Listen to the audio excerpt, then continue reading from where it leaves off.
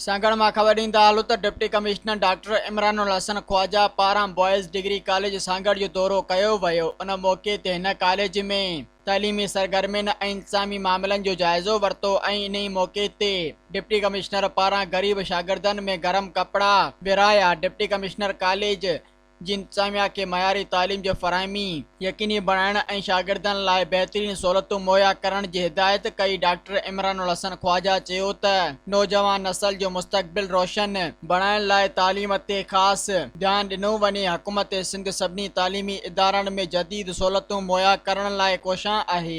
Deputy commissioner इन मौक़े ते कॉलेज जी इंतिज़ामिया ऐं शागिर्दनि सां ख़िताब कंदे चयो त आउं कोशिशि कंदुसि त पेट्रोलियम डेवलपमेंट फंड मां कॉलेज में हिकु लाइब्रेरी क़ाइमु कई वञे ऐं कॉलेज जे रोड ऐं पार्क जी तज़ीन व आज़ाइश कई वञे। उन मौक़े ते प्रोफेसर नवाज़ कुंबर कॉलेज में निसाबी ऐं गैर निसाबी सरगर्मियुनि बाबति आगाही ॾिनी। प्रोग्राम में सियासी समाजी व कारोबारी शख़्सियत एजाज़ ज़रदारी वापारी अॻवान हाजी यामीन कुरैशी हाजी लालो मास्टर शेर मोहम्मद प्रोफेसर मुमताज़ लेगारी जावेद अंसारी समेत सभी शागिर्दनि ऐं स्टाफ जा मेंबर बि शरीक हुआ।